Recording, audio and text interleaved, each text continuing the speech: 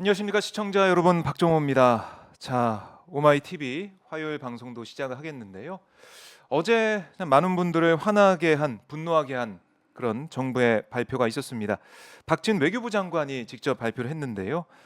바로 일제 강제 동원 피해자 배상 문제와 관련해서 3자 변제 방식으로 배상을 하는 쪽으로 가겠다, 이렇게 얘기를 했는데, 여기에 일본 전범 기업들이 빠진 상황, 또 일본의 사죄도 없는 상황에서 우리가 우리만의 방식, 우리만의 해법을 들고 나와서 이걸로 이제 다 됐다, 이런 취지의 얘기를 하던데요.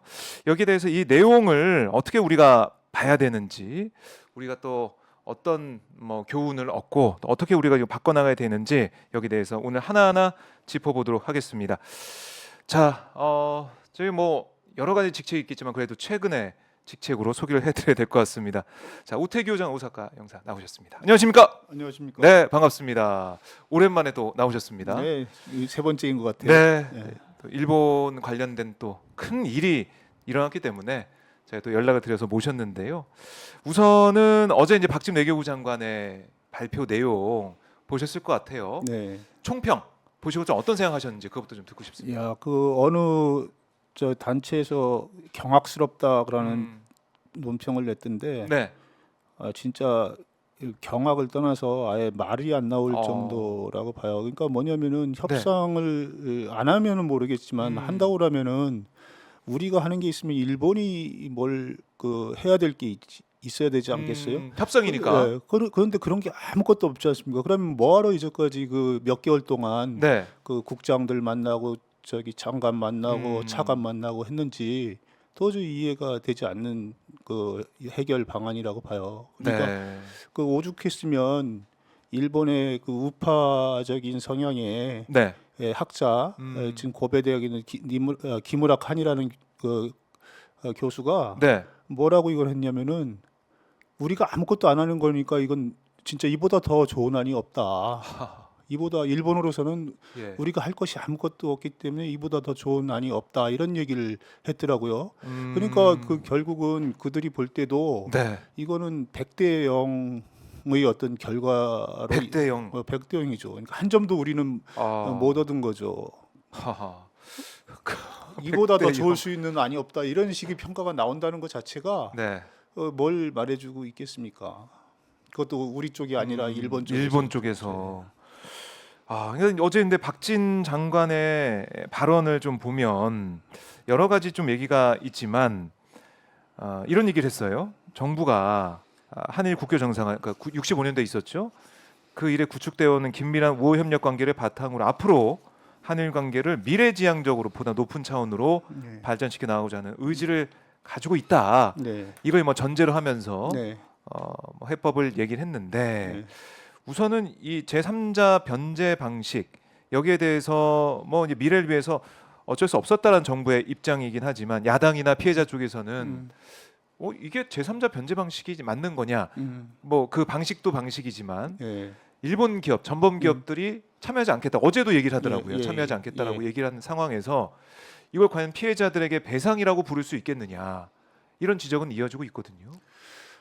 그 일본이 아무것도 안 냈는데 어떻게 배상이든 보상이든 그게 되겠습니까? 그러니까 일본은 지금 아무것도 안 한다고 그러지 않았습니까? 네. 그러니까 돈이든 사과든 아무것도 안 하잖아요. 아무것도 안 한다. 아무것도 안 하잖아요. 네. 그러니까 우리 그 피해자들이 이전까지 줄기차게 원했던 거는 그 무슨 대법원의 판결을 그대로 이행하는 거지만, 네. 그래도 정부하고 얘기를 하면서 했던 어떤 최소한들의 조건은 일본 기업이나 정부의 사죄, 그다음에 그 전범 기업, 피해를 가한 기업의 어떤 그 기여, 네.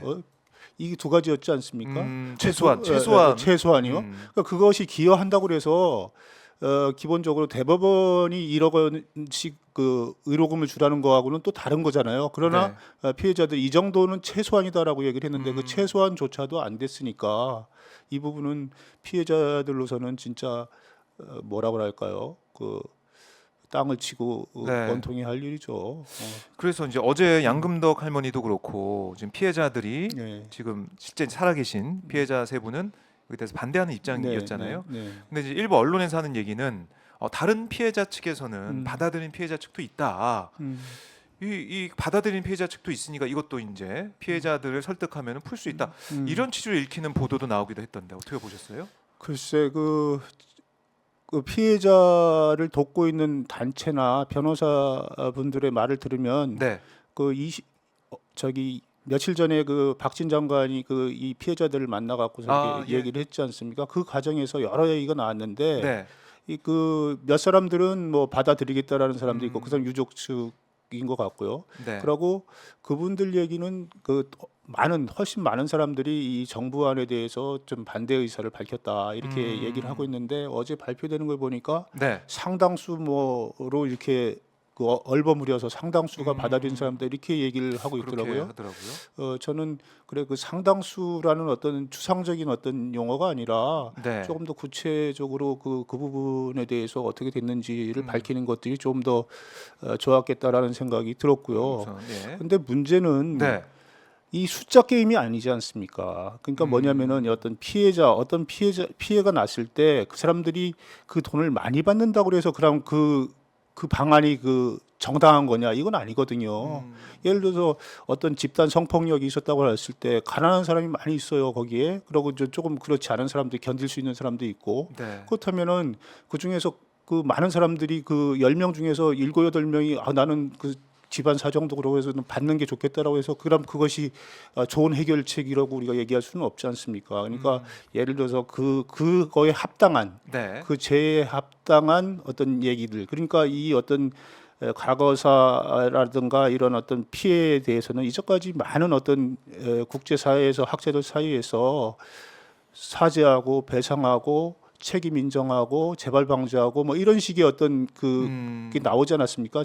그것을 이렇게 아울러서 그 뭐 피해자 중심적 접근이라는 얘기도 하는 거고요. 네. 근데 네. 그런 부분들이 전혀 일단은 요번에도 무시되고 있다. 단지 지금도 숫자 노름으로 이렇게 그냥 이것을 많이 받으면 이 부분이 마치 좋은 해결책인 것처럼 얘기하려고 하는 거 아닌가 이런 느낌도 받았습니다. 자, 이렇게 이제 삼자 변제, 그러니까 이 재단에서 재원을 출연해서 피해자들에게 대법원 판결금을 변제하는 거다. 이렇게 보여지는데 물론 이 얘기가 지난달 뭐 계속해서 토론회나 네, 이런 네. 것들이 나왔었어요. 그래서 네. 예상을 했던 그런 부분인데 네. 어제 이제 박진 장관이 기자들과 질의응답 과정에서 기자들도 이제 이런 비판 여론을 알기 때문에 네. 이런 질문했습니다. 일본 피고 기업에 직접 참여 없어서 반쪽 해법이다는 지적이 나오는데 네. 어떻게 생각하냐? 그러니까 박진 장관의 답이 이래요. 이번 해법은 대한민국의 높아진 국력과 국익에 걸맞는 우리의 주도적인 대승적인 결단이다. 정부가 이 문제를 도외시하지 않고 책임감을 가지고 과거사로 인한 국민의 아픔을 보듬겠다는 의지의 표현이다. 뭐 피해자들에게 실질적인 대안을 제시하고 과거를 기억하는 새로운 노력을 제시하는 거다. 이게 문제 해결의 끝이 아닌 진정한 시작이다. 이렇게 얘기를 했고 뭐 반쪽짜리라는 말에는 동의하지 않는다고 얘기했어요. 그래서 물컵에 비유하면 물컵의 절반 이상이 찼다고 생각한다. 이어질 일본의 성의 있는 호응에 따라서 그 물컵은 더 채워질 거다. 뭐 이렇게 답을 좀 길게 했는데 뭐 국익 차원에서 국민을 위해서 악순환고리 끊어야 된다. 이런 얘기도 했고 좀 길게 얘기했지만 하나하나 좀 끊어서 보자면 이번 해법에 대해서 정부의 판단은 그런 것 같아요. 우리가 좀 주도적이게 대승적이게 국익에 맞게 국력에 맞게 결단했다. 뭐 이런 자평을 하는 것 같은데 어떻게 네. 보십니까? 글쎄 제가 볼 때는 그냥 한마디로 말한다면은 네.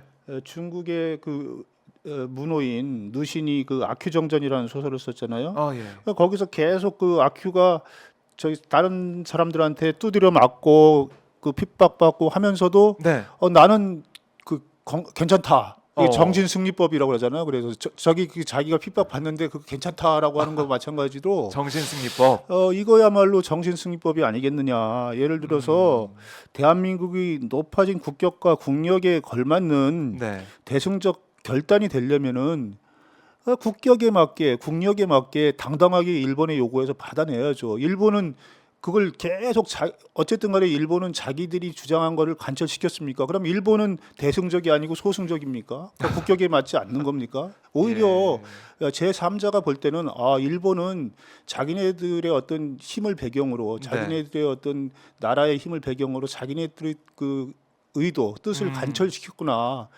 대한민국은 글쎄 일본의 어떤 제3자적인 객관적인 입장에서 볼 때 네. 일본 하는 걸 그대로 그냥 수용했구나. 그럼 그게 대한민국이 그 국격과 국력에 맞는 거라고 자평을 한다면 그야말로 그거는 정신승리법이죠. 정신 승리법을 보셨군요, 여기서. 네.